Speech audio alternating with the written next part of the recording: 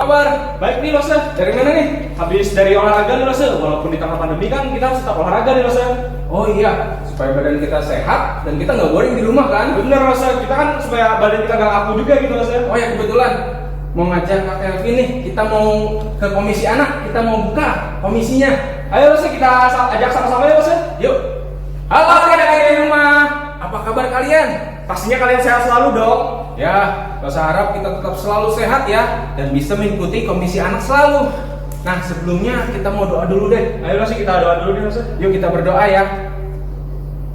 Selamat hari Minggu Tuhan Yesus.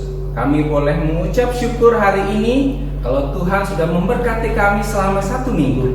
Tuhan, sebentar lagi kami ingin memuji Tuhan. Biarlah Tuhan yang tetap pelihara kami dan pakai kami di dalam mendengarkan cerita, agar kami boleh dengar baik-baik cerita yang disampaikan oleh lose-lose kami. Terima kasih Tuhan, di dalam nama Tuhan Yesus kami sudah berdoa. Amin. Oh ya Lose, tadi bilangnya olahraga. Gimana sih olahraga itu? Olahraga itu kan kita gerak-gerak, kita pagi hari itu bangun loh adik-adik, biar tubuh kita itu sehat loh Lose. Wah, kita harus merenggangkan tangan kita, kaki kita, kepala kita biar nggak lemas Lose. Oh iya, kalau gitu sambil kita olahraga, kita sambil memuji Tuhan bagaimana? Baik Lose, ayo kita sama-sama Yuk, Lose. ayo adik, kita memuji Tuhan. Tanganku ke depan.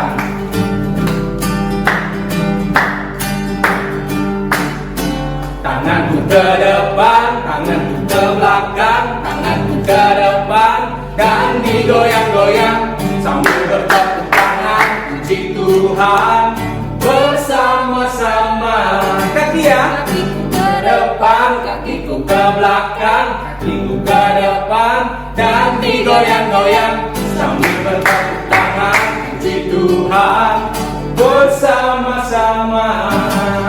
Palaku ke depan, palaku ke belakang, palaku ke depan dan digoyang-goyang sambil bertepuk tangan puji Tuhan bersama-sama. Sekarang badannya ya, ke depan, badanku ke belakang, badanku ke depan dan digoyang-goyang sambil bertepuk tangan puji Tuhan bersama-sama. Waduh, lumayan ya, kita ada keringatnya sedikit. Paling enggak kita udah ada olahraga deh Lose, sama-sama Lose. Iya. Tahu nggak Kak Calvin, kenapa kita itu dikasih Tuhan? Karena kita itu istimewa Lose. Istimewa? Iya Lose. Siapa yang bilang istimewa? Tuhan Yesus Lose. Oh, Tuhan Yesus ya. Wah, luar biasa. Adik-adik, Tuhan luar biasa dalam mengatakan kita ini adalah istimewa. Kalau gitu kita mengucap syukur atas apa yang sudah Tuhan berikan kepada kita. Ya. Yuk kita menaikkan pujian ini, Ku Istimewa.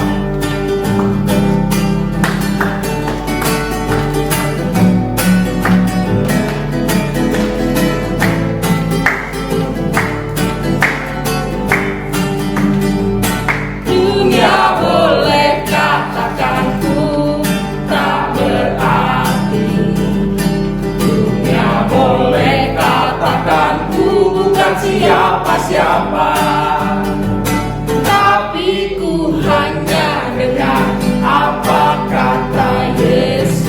Dia katakan apa? Dia katakan ku istimewa, ku istimewa, karena aku miliknya, ku istimewa, berada di makanya, ku istimewa. Yesus mengasihiku, Dia lahir dalam hatiku dan jadikanku istimewa. Sekali lagi ya, Wasan. Boleh katakanku tak berarti, dunia boleh katakanku bukan siapa-siapa, Tapi siapa yang kita dengar? tapi ku hanya dengar apa kata Yesus. Dia katakan apa? Dia katakan ku Istimewa, istimewa, karena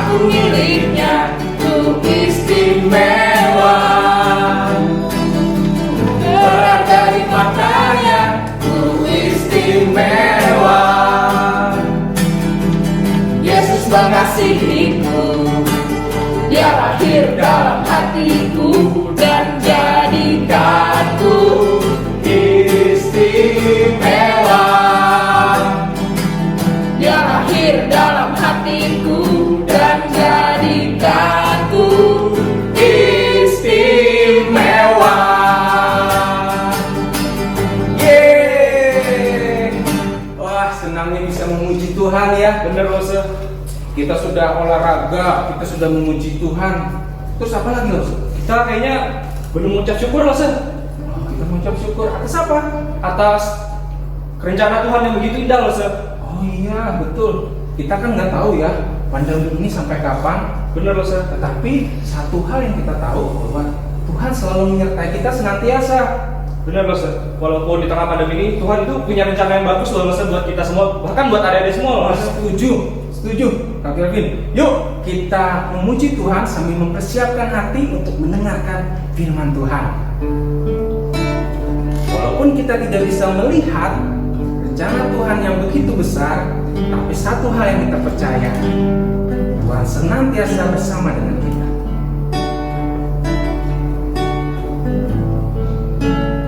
Ku sadar tak semua dapat aku miliki di dalam hidupku, hatiku percaya rancanganmu bagiku adalah yang terbaik. Walau ku tak dapat melihat semua rencanamu Tuhan, namun hatiku tetap memandang padamu.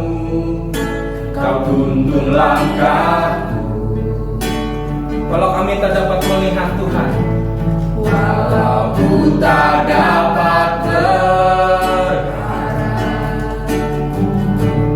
atas kenyataan hidupku,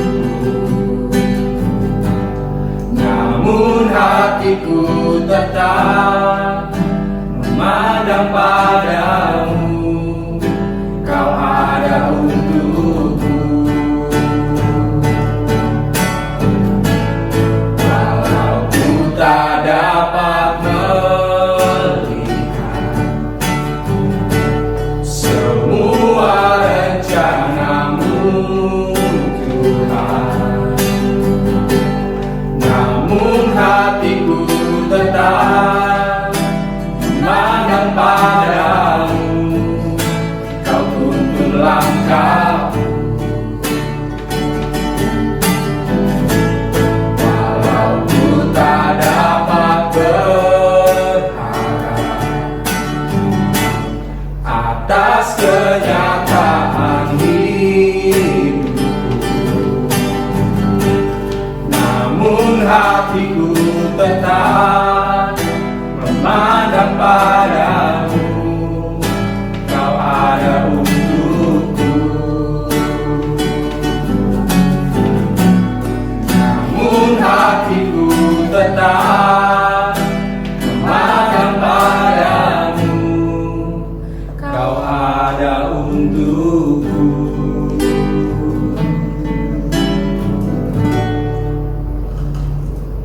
Tuhan, terima kasih Tuhan atas pujian yang telah kami naikkan tadi Tuhan. Kiranya pujian tadi berkenan di hati-Mu Tuhan. Tuhan, sebentar lagi kami ingin mendengarkan lose-lose berbicara Tuhan. Kiranya buka setiap hati kami, buka setiap telinga kami agar mau mendengarkan firman Tuhan. Terima kasih Tuhan, di dalam nama Tuhan Yesus. Haleluya. Amin. Nah adik-adik, setelah ini ada pengumuman untuk persembahan dan selamat mendengarkan cerita dari lose-losenya. Dadah. Sampai jumpa.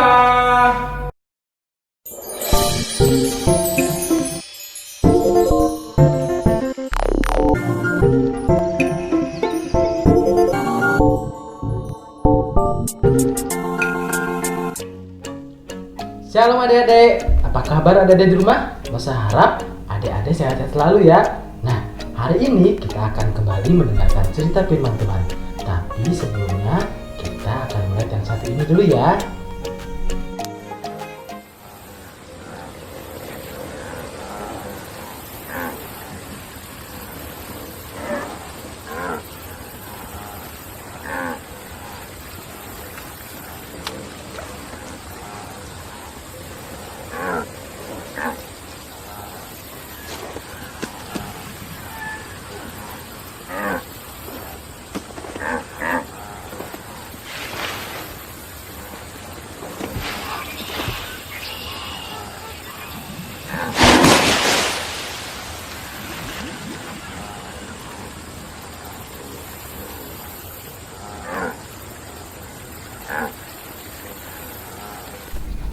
Nah, adik-adik, tadi kita lihat kan bagaimana dua ekor kerbau saling berdebat akan sebuah benda yang ada di sungai.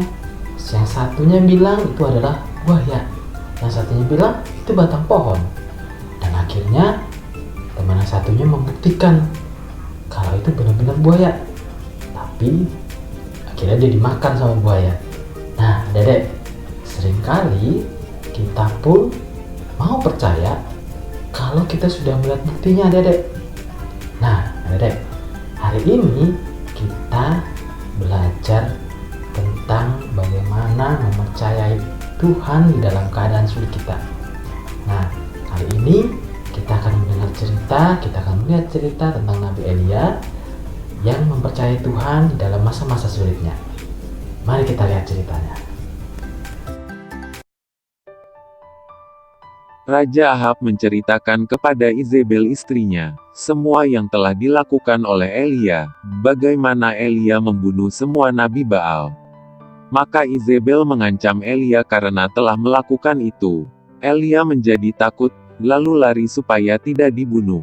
Elia berjalan kaki ke padang gurun selama sehari dan berhenti di bawah sebuah pohon ara. Di situ ia duduk dan ingin mati saja. Saya tidak tahan lagi. Tuhan, ambillah nyawa saya. Saya tidak lebih baik dari leluhur saya. Lalu ia berbaring di bawah pohon itu dan tertidur.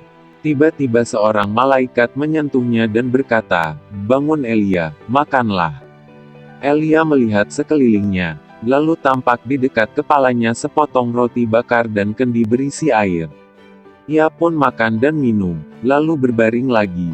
Untuk kedua kalinya malaikat Tuhan datang menyentuhnya dan berkata, "Bangun, Elia, makanlah, supaya kau bisa melakukan perjalanan jauh."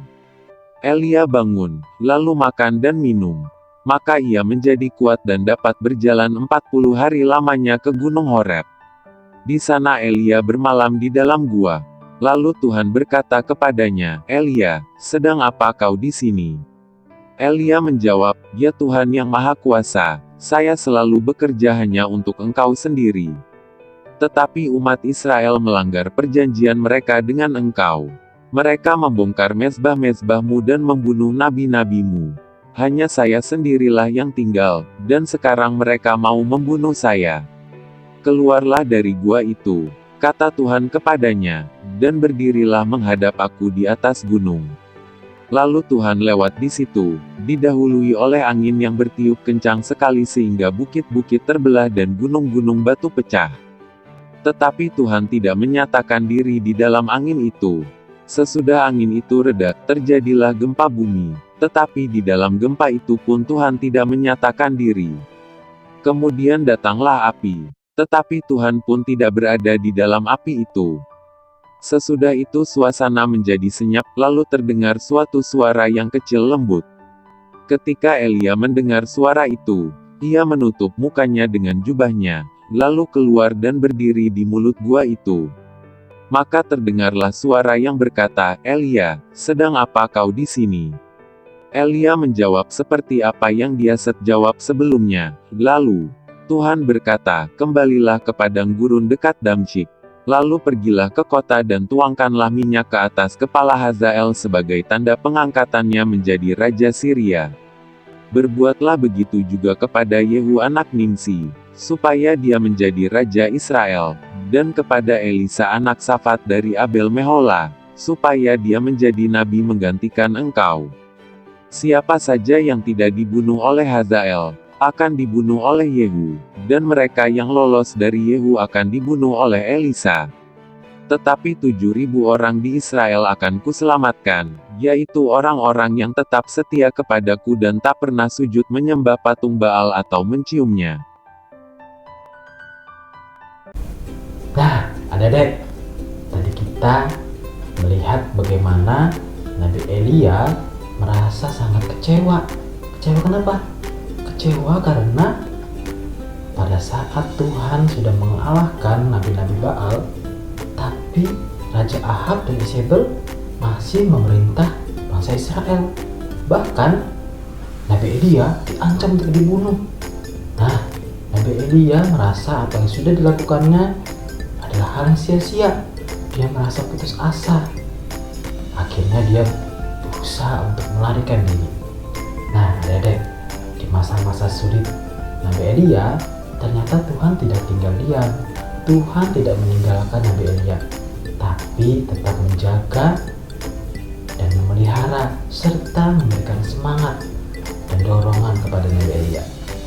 Dan Tuhan berbicara kepada Nabi Elia saat di Gunung Horeb, bukan di dalam gempa, bukan di dalam air ribut, juga bukan di dalam api, tetapi di dalam apa, Dedek? Di dalam suara angin yang lembut. Nah, artinya Tuhan ingin menunjukkan bahwa Tuhan itu kasih, bukan sesuatu yang menakutkan. Nah, melalui perjalanannya Nabi Elia ini, dia belajar ternyata dia harus mempercayai Tuhan di dalam masa-masa sulitnya. Apa yang dia pikirkan, apa yang dia rencanakan, ternyata bukan seperti yang Tuhan rencanakan. Ternyata Tuhan punya rencana untuk umatnya. Tuhan ternyata punya rencana yang lebih baik. Nah, Dedek, akhirnya Elia memiliki tujuan yang baru, memiliki semangat yang baru dalam pelayanannya, dan dia kembali melayani dan mengabarkan firman Tuhan. Nah, adik-adik, kita pun sebagai anak-anak Tuhan, di dalam masa-masa sulit kita harus percaya bahwa Tuhan itu tidak akan meninggalkan kita. Kita harus bersandar dan percaya bahwa Tuhan akan selalu menyertai kita. Pada saat kita mengalami masa sulit, kita punya masalah, adik-adik bisa berbicara kepada orang tua, bercerita kepada saudara, dan bercerita kepada Tuhan melalui doa. Nah, jangan takut karena Tuhan akan memberikan jalan keluar yang terbaik buat kita. Nah, Dedek, saya harap kita bisa melakukan firman Tuhan ini di dalam kehidupan kita ya. Nah, mari kita sekarang akan menghafal ayat hafalan kita. Ayat hafalan kita ada di dalam Mazmur 145 ayat 14. Tuhan itu penopang bagi semua orang yang jatuh dan penegak bagi semua orang yang tertunduk. Nah, adik-adik, itulah ayat hafalan kita ya. Saya harap adik-adik bisa menghafal, selalu mencoba, pasti akan bisa. Nah, demikian cerita kita minggu ini. Terima kasih karena adik-adik sudah memperhatikan dan mendengarkan dengan baik. Nanti Losa juga akan bagikan aktivitas untuk adik-adik kerjakan di rumah. Nah, mari kita tutup cerita kita dalam doa ya. Tuhan Yesus, terima kasih karena Engkau sudah menyertai kami, selalu memelihara kami di masa-masa sulit kami. Ajar kami untuk mengandalkan Engkau pada saat kami memiliki masalah. Ajar kami untuk selalu menjadi berkat juga bagi orang-orang di sekitar kami. Terima kasih Tuhan, inilah doa kami. Di dalam nama Tuhan Yesus kami sudah berdoa dan mengucap syukur. Amin. Nah, Dedek, sekali lagi terima kasih dan Tuhan memberkati kalian semua. Tetap jaga kesehatan dan tetap semangat, terus belajar. Bye-bye.